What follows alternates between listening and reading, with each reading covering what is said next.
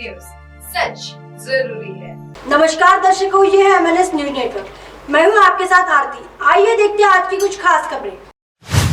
कर्नाटक का भूमिपुत्र, आखिरी सांस तक गरीबों के लिए लड़ूंगा, मल्लिकार्जुन खड़गे ने चला इमोशनल कार्ड। कांग्रेस अध्यक्ष मल्लिकार्जुन खड़गे कर्नाटक विधानसभा चुनाव प्रचार के आखिरी दिन सोमवार को मतदाताओं से भावनात्मक अपील करते नजर आए। उन्होंने कहा कि प्रदेश की जनता इस बात पर गर्व कर सकती है कि राज्य के भूमिपुत्र के रूप में वह अखिल भारतीय कांग्रेस कमेटी के अध्यक्ष है। खड़गे ने भाजपा के एक उम्मीदवार द्वारा उन्हें जान से मारने की कथित तौर पर धमकी दिए जाने का मामला उठाया। उन्होंने कहा कि वह 81 वर्ष के हो चुके, अगर कोई उन्हें मारना चाहता है तो मार सकता है, लेकिन वह अपनी अंतिम सांस तक गरीबों के लिए लड़ाई जारी रखेंगे और उनके हितों की रक्षा का प्रयास करते रहेंगे। कांग्रेस ने हाल ही में एक ऑडियो क्लिप जारी किया था। इसमें आरोप लगाया गया था कि कलबुर्गी जिले के चित्तापुर विधानसभा क्षेत्र में भाजपा उम्मीदवार मणिकांत राठौड़ ने खड़गे और उनके परिवार की हत्या करने की धमकी दी। ऑडियो में राठौड़ को कन्नड़ में यह कहते हुए सुना जा रहा है कि वह खड़गे उनकी पत्नी और बच्चों का सफाया कर देंगे। राठौड़ ने इस आरोप को खारिज कर दिया था। खड़गे ने चुनावी सभा में कहा, ऐसा लगता है कि भाजपा नेताओं के दिमाग में यह बात आ गई है कि वो मुझे खत्म कर दे। अगर ऐसा नहीं है तो यह कहने की हिम्मत कैसे हो गई? वह खड़गे और परिवार को मारना चाहता है। अगर राठौड़ ने मारने की धमकी दी तो कांग्रेस अध्यक्ष ने आरोप लगाया कि अगर मणिकांत राठौड़ ने उन्हें मारने की धमकी दी है तो उसके पीछे भाजपा का कोई नेता है। उन्होंने कहा, मेरे पास बाबा साहेब का संविधान है जो मेरी रक्षा करेगा। कलबुर्गी और कर्नाटक के लोग मेरे पीछे हैं। अब कांग्रेस अध्यक्ष बनने के बाद देश की जनता मेरे साथ है। आप मुझे और मेरे परिवार को खत्म कर सकते हैं। अगर मैं चाहता हूँ तो कोई और खड़ा हो जाओ। कांग्रेस अध्यक्ष ने बचपन से अपने पूरे परिवार को खोने का उल्लेख किया। उन्होंने कहा कि मैं अब भी जीवित हूँ और लोगों के आशीर्वाद से जीवित रहूंगा। पहले ही बोनस पीरियड में हूँ मैं। खड़गे का कहना था, उन्होंने जो कहना है कहने दीजिए। मैं मजबूत हूँ क्योंकि व्यक्ति 100 साल या 90 साल जी सकता है, लेकिन भारत में औसत आयु 70 या 71 साल है। मैं पहले ही बोनस पीरियड में हूँ। मैं 81 साल का हूँ। अगर मैं आगे जीता हूँ तो 8 या 9 साल जीवित रहूंगा। कोई चिंता नहीं है। अगर मुझे खत्म करने से आपकी समस्याएं हल हो जाएंगी तो मैं तैयार हूँ। खड़गे ने कहा कि जैसे प्रधानमंत्री नरेंद्र मोदी ने गुजरात में खुद को भूमिपुत्र कहा था, उसी तरह वह कर्नाटक के भूमिपुत्र है। उन्होंने लोगों से अपील की वे इस क्षेत्र की सभी सीटों पर कांग्रेस की जीत सुनिश्चित करें। भाइयों और बहनों, मैं आपका बेटा हूं। अरे भाई, आप बेटे होंगे, कम से कम बेटा कमा के अपने जिले को, अपने स्टेट को तो कुछ देना ना। अगर वो देंगे नहीं, सिर्फ बोलते रहेंगे मैं आपका बेटा हूं, फिर वो बेटा किस काम का जो उसको खिलाता नहीं, पिलाता नहीं, मजबूत नहीं करता, तो क्या काम का है। और मोदी जी यही अपने गुजरात में कहे,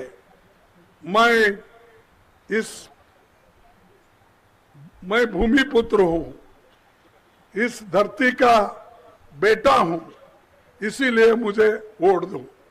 उन्होंने गुजरात में मांगा था। मैं गुजरात गया था, कम से कम 20-25 हमारे असेंबली सेगमेंट में घूमा था। उन्होंने यही कहते थे हर जगह, गुजरात की इज्जत रखो, गुजरात का पुत्र, भूमिपुत्र ये नरेंद्र मोदी है, नरेंद्र मोदी को वोट दे के आप चुनो बोल के बोले। मैं वही बोलता हूं। मैं गुलबर्गे वाला हूं, मैं कर्नाटक वाला हूं, मैं भी भूमिपुत्र हूं। मैं तो आकाश से टपक के यहां नहीं आया, मैं तो यही जमीन से पैदा हो गया हूं, यही मिट्टी से पैदा हो गया हूं, यही मिट्टी में घूम रहा हूं। 53 साल तुम्हारी सेवा में जो कुछ भी होता है मैं करते फिर रहा हूं। तो मैं बेटा नहीं क्या कर्नाटक का?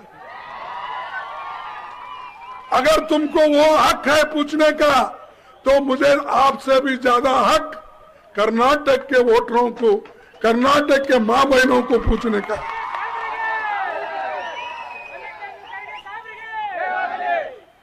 अब जिस जगह जाते हो उसके बेटे बनते हो।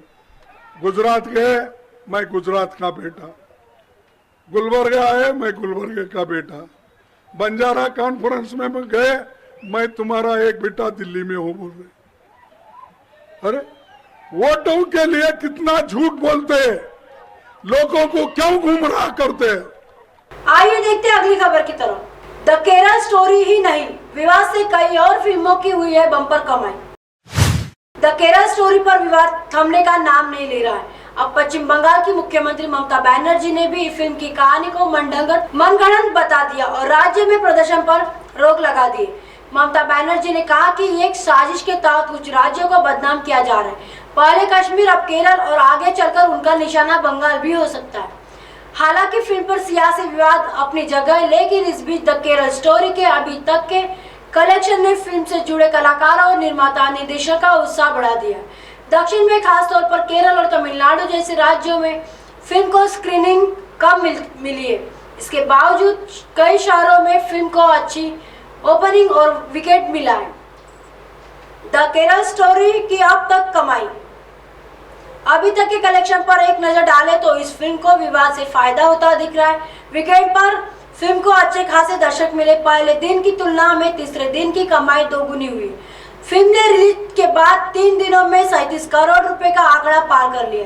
पहले दिन 8.3 करोड़ रुपए, दूसरे दिन 12.5 करोड़ रुपए और तीसरे दिन 16.5 करोड़ रुपए की कमाई हुई। हालांकि द केरल स्टोरी का अनुमानित बजट करीब 40 करोड़ है। यह कोई बड़ा बजट नहीं है, इस लिहाज से अब फिल्म अपनी लागत निकाल पाने में कामयाब होती दिख रही है। अगर आगे की फिल्म को इसी तरह विवादों का बूस्टर डोज मिलता रहा तो फिल्म हिट की श्रेणी में आ जाएगी और कम बजट की कैटेगरी में रिकॉर्ड कलेक्शन काफी फिल्म मानी। विवाद से पठान को भी हुआ फायदा। ऐसा पहली बार नहीं जब किसी फिल्म को विवाद से लाभ हुआ है। इसका सबसे ताजा नजीर शाहरुख खान की फिल्म पठान है। पठान के गाने के बोल और दीपिका पादुकोण की ड्रेस पर खूब हंगामा हुआ। यहाँ तक कि शाहरुख खान के खिलाफ बायकॉट अभियान भी चला गया, सेंसर की कैची भी, लेकिन फिल्म ने कमाई के सारे रिकॉर्ड तोड़ दिए। पठान ने रिलीज के 5 दिनों में 280 करोड़ की कमाई कर ली। वही अभी तक उसके कुल कलेक्शन का आंकड़ा 544 करोड़ से ज्यादा है। विवाद से द कश्मीर फाइल्स ने बनाया था रिकॉर्ड। द केरल स्टोरी की तुलना द कश्मीर फाइल्स से भी की जा रही थी। हालांकि दोनों के आंकड़े में अभी काफी अंतर। विवादों के चलते विवेक अग्निहोत्री की फिल्म द कश्मीर फाइल्स को देखने के लिए जनता सिनेमा हॉल की तरफ उमड़ पड़ी थी। यही वजह थी कि उस फिल्म ने रिलीज के 5वें दिन 50 करोड़ का आंकड़ा पार कर लिया। जबकि कुल कमाई की बात करें तो यह आंकड़ा 300 करोड़ से ज्यादा है। पद्मावत ने भी की थी बम्पर कमाई। दीपिका पादुकोण की फिल्मों का विवादों से गहरा संबंध है। दीपिका की ज्यादातर फिल्में विवादों में ही रही है, लेकिन उसने जबरदस्त कमाई की। रणवीर सिंह के साथ 88 करोड़ के बजट वाली रासलीला ने 220 करोड़ की कमाई की थी। जबकि पद्मावत पर मची महाभारत के बाद भी फिल्म को जबरदस्त सफलता मिली। पद्मावत में खिलजी के सपने वाले सीन और पिंगा गाने पर लंबा विवाद हुआ था, लेकिन जब फिल्म रिलीज हुई तो उसने 585 करोड़ का रिकॉर्ड बनाया। पीके, ओ माय गॉड और दंगल को भी विवादों से मिला लाभ। हिंदू देवी देवताओं पर कटाक्ष करने को लेकर आमिर खान की फिल्म पीके और वही परेश रावल अभिनीत फिल्म ओ माय गॉड को भी विवादों से काफी फायदा हुआ। पीके की कमाई 340 करोड़ आकी गई, जबकि 60 करोड़ में बनी ओ माय गॉड को 193 करोड़ की कमाई हुई। साल 2016 में आई आमिर खान की दंगल फिल्म पर विवाद हुआ था। फिल्म का विरोध किया गया था। दरअसल उस वक्त आमिर खान की पूर्व पत्नी किरण राव ने देश में बढ़ती असहिष्णुता का मुद्दा उठाया था, जिसके बाद दंगल का बायकॉट शुरू हुआ, लेकिन इससे फिल्म की सेहत पर कोई फर्क नहीं पड़ा। विवादों के बाद भी इस फिल्म ने 387 करोड़ की कमाई की। आइए देखते हैं अगली खबर की तरफ। बीट, जय भवानी चीनी मिल की ओर से गन्ना विकास संगोष्ठी, किसानों से शानदार प्रतिक्रिया। गेवराई तालुका में गढ़ी में जय भवानी सहकारी चीनी मिल की ओर से गन्ना विकास संगोष्ठी का आयोजन किया गया। आयोजित गन्ना संगोष्ठी को किसानों का अच्छा प्रतिसाद मिला। इस गोष्ठी में गन्ना कृषि विज्ञानी सुरेश कबाड़े, मौसम विशेषज्ञ पंजाब राव दक, उपस्थित थे। इस अवसर पर सूरज कबाड़े, पंजाब राव दख, विजय सिंह पंडित, अमर सिंह पंडित ने प्रतियोगियों का मार्गदर्शन किया। आशा है कि यह गन्ना संगोष्ठी तालुका के किसानों को प्रति एकड़ 100 टन गन्ना उत्पादन के लिए प्रोत्साहित करेगी। गेवराईमध्ये ऊस परिषद या ठिकाणी आयोजित केली। काय वाटलं शेतकऱ्यांना, मराठवाड्यातल्या शेतकऱ्यांना काय याचा फायदा होईल का, विशेषतः गेवराई तालुक्यातल्या काय सांगायला बाबा? होईल ना फायदा प्रत्येकाला. हां फायदा होतो. पाणी येळेवर सारा व्यवस्थित केला प्रत्येकाला फायदा होतो. काय मराठवाडा आणि पश्चिम महाराष्ट्राचे जे शेतकरी आहेत त्याच्यामध्ये जी तुलना होती ती तुलना तुम्हाला कशी वाटली? मराठवाड्याच्या शेतकऱ्याला दिलासा मिळेल काय वाटतं तुम्हाला? भेटेल ना प्रत्येकाला तिच्यापर्यंत जातो ना आपण. तेच ऊस पिकीत आपण काय पिकीत नाही. आपण सारा वेळ घातला विहिरीचं पाणी असलं वाढतं. हां तर व्यवस्थित त्याला वाढतं. हां हां तण नाही होऊन देणं, सारं मशागत करणं, हां व्यवस्थित वेळेच्या वेळेला केल्यावर पण वाढतं. हां एक 65 निघतं 60 निघतं आपल्या मराठवाड्यात. ती जागा निघली. हां. माझं स्वतःचं लिहिलं 65 टन.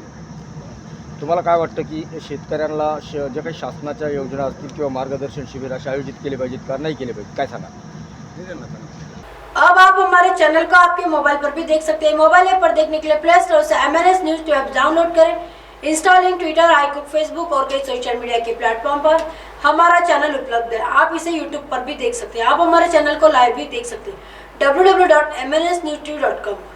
फिलहाल वक्त तो चला दर्शकों ब्रेक का। ब्रेक से लौटने के बाद देखिएगा देश और दुनिया की तमाम खबरें। बने रहिए MNS न्यूज पर। नमस्कार।